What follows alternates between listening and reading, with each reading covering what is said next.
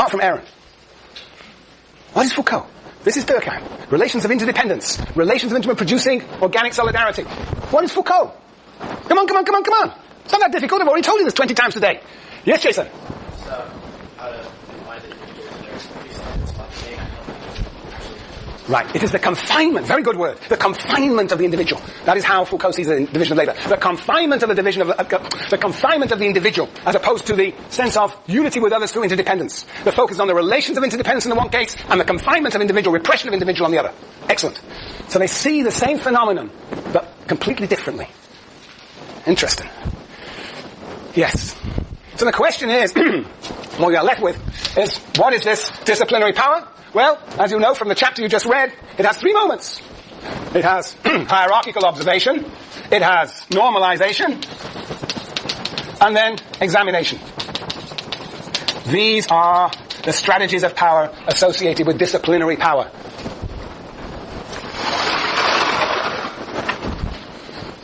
This is where we are. That's the summary. You? Okay, Bridget. Okay, any questions so far? Going, yep. Hey, Jason? So the thing I was kind of wondering about is he's really against, or the sense that I've been given is that he's really against even imagining what a more just society would look like. Not like heaven on earth, but like concretely how things could look different. But why does he really care about like social movements, like stuff in the here and now? Like he's apparently against like homophobia in society. Doesn't he possibly imagine what things would be different in the society without homophobia, or like less homophobia? He does, but he kicks it to himself. Now that's the interesting point. Now look, I mean, what we're going to learn about Foucault is that he is very important as a reference point. Now you may not want to go along with it, and that the comparison with Gramsci is going to be very clear, because Gramsci is always talking about what? Organizing a what? A war of position.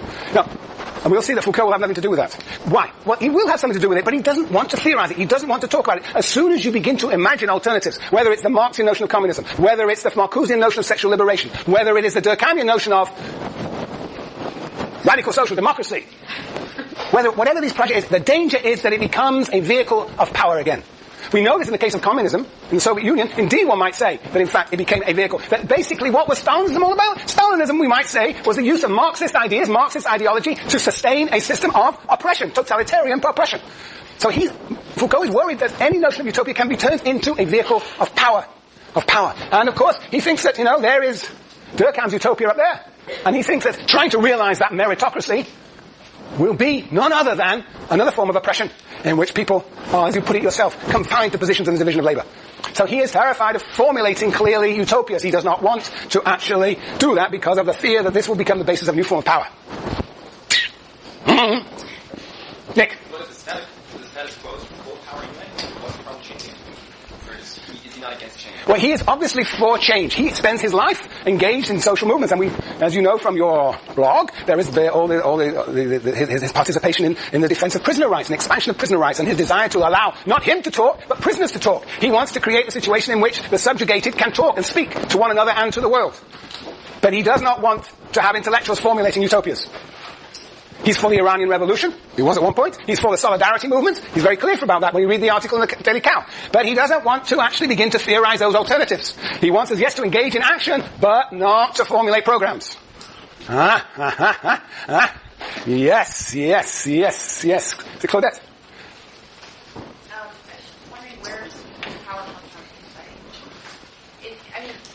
In the sense that it's great that we don't want to theorize in the future. It's great to have power. But by saying that, I'm saying that we are behind agents of power. We are, because of the institutions in which we live. He is like Durkheim, as first and foremost a sociologist. Therefore, institutions take priority. Those institutions which for some are seen to be emancipating for Durkheim, for Foucault are confining. So power lies in institutions. You don't ask those questions of Foucault. The institutions exist and reproduce power. There are certain questions you cannot ask of Foucault. And we'll come to that in 1 second. But yeah, you can't, finish, yes, Simeon. I have a sort of two-pronged question. The first is, it seems like in a nutshell, Foucault is saying question authority. Say what? Question authority, as a central message. Power, better. Question power, okay.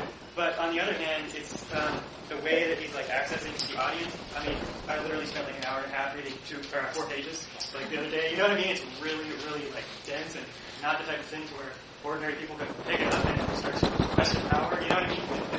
Well, look at Chomsky-Foucault debate. Look at his interviews. I mean, he different audiences, a different medium, different ways of articulating what he has to say. So I think he was very much a political actor. Yes, in this book, this book's probably easier than Durkheim, isn't it, Nicole?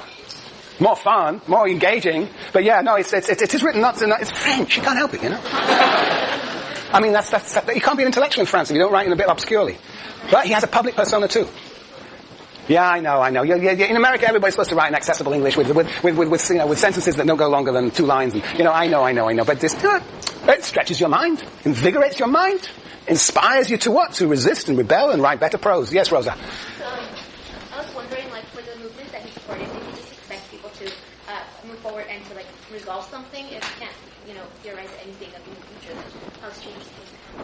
Yeah, he thinks that if there is power, there has to be resistance, and the more resistance, the better. But he doesn't imagine, he wouldn't be writing all this unless he was somewhat optimistic about the possibilities of things getting better, but he doesn't want to make that claim. So many sociologists like Durkheim. Look, Durkheim says mechanical solidarity, it's one solidarity, the struggle, and organic solidarity. And for him, and we went back onto this important question, organic solidarity is better than mechanical, than evolution. There's progress. The individual becomes freer with the division of labor. Foucault doesn't want to have anything to do with these ideologies or what he would call of progress. That, there is no necessarily better future. We have to engage in struggle. And just, the audacity of hope, they say. Yes, we can! Yeah. So you're speaking, you've got Gramsci in your head. Gramsci says back to Foucault, no, you've got to organize a war of position, you've got to talk about it, articulate it, have a program, and figure it out. And Foucault says, oops, that's dangerous. That's dangerous. Yes, Matthew. I have an idea bouncing around in my head. I just wanted to, that's related to what we're talking about. Bouncing around? Well, then let it settle down and then ask me. Well, it's settled. Okay. So an impression that I get is that by not labeling that as a political agenda, it creates the space for a dialogue in which people can come to their own conclusions. Is that part of what? Yep. No, that's clearly what he was trying to do with the prisoners, that they should begin to articulate their own voices and not have intellectuals imposing their view of the world on subjugated populations. Yeah. All right, finished. Yeah. Yes, Alex. Sorry? Is that why he supported the Reagan Revolution? Yes, no, I think that he saw this as a popular revolt, as the Solidarity movement was too. So he supported all these upsurges from below that resisted power. Of course, what happened to the Iranian Revolution was not, was in some ways problematic for Foucault too, but nevertheless important to acknowledge and celebrate resistance. But he's trying to tell us what we're up against. That's the contribution of Foucault, what we're up against. And we underestimate what we're up against. We underestimate the degree to which we are all embedded in institutions of power, which is the point of this next section. But before I get to that, I was going to, where you're actually, where's Marianne here? Yeah, there you are. Yeah, I didn't handle your question very well. Well, I did handle it extremely well, actually, but I'm not sure if I gave the right answer. Yes. No, the question you asked was a very interesting one. Here we're talking about the change in the character of punishment, how it's interiorized in society, and you said, well, did the crime change too? And I said, well, the emphasis is much more on the change in the character of punishment, and I couldn't come up with a good answer about whether crime changed, whether what constitutes a crime change. In principle, of course, as you move from one society to another, that which is constituted as deviant should change, and therefore the crime should change, which is probably behind your question. And well, what does Foucault say? Well, with the help of one of your GSIs, Mike's help, he found me a few pages, and it's part of the text that we haven't read, page 77 and 87, I think it was, and where Foucault begins to talk about different illegalities, different crimes. And I think what he is suggesting, you can read it yourself, page 87 and 77, what he is suggesting is that, and we'll see this, that this disciplinary power goes along with the development of the division of labor and capitalism. And so he talks about there the shift from what he says illegalities of rights to illegalities of property. So I think he's suggesting that crime becomes focused around property, the appropriation of property.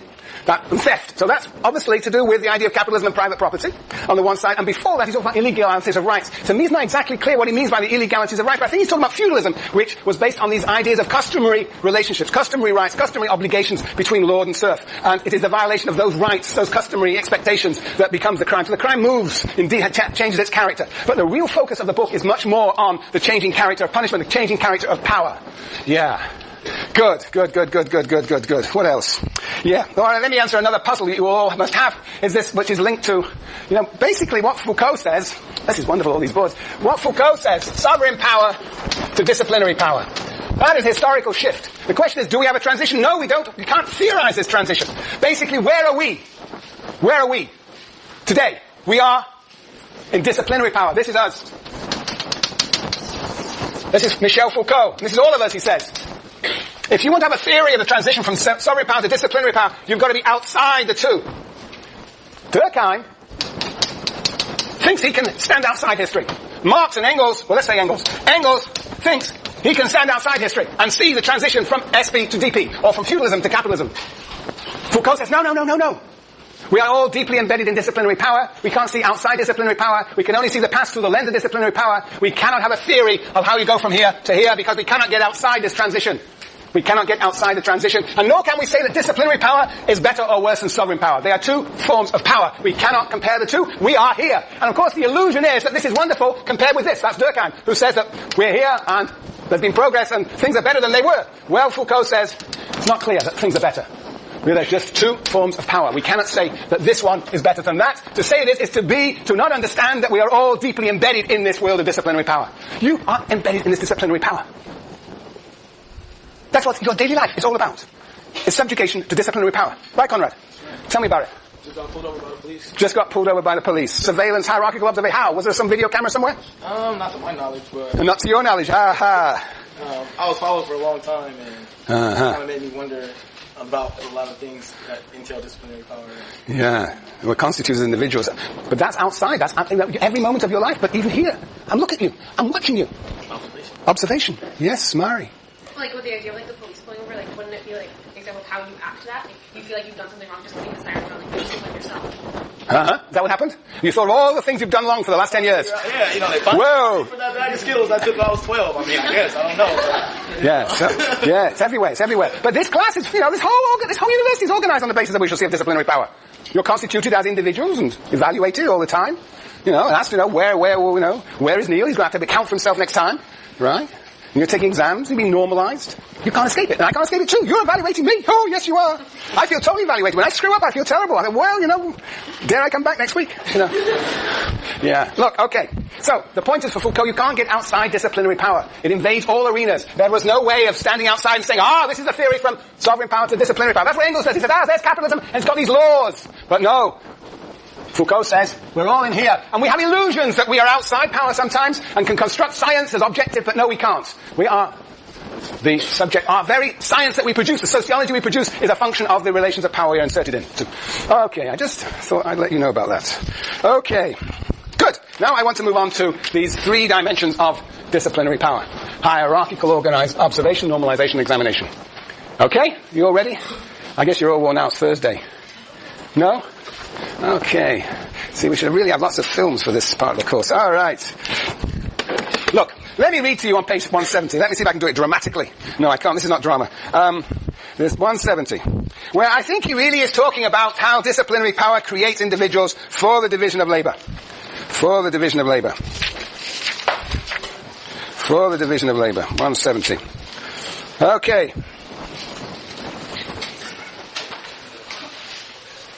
Do you know what I've noticed? Where have all your GSIs gone?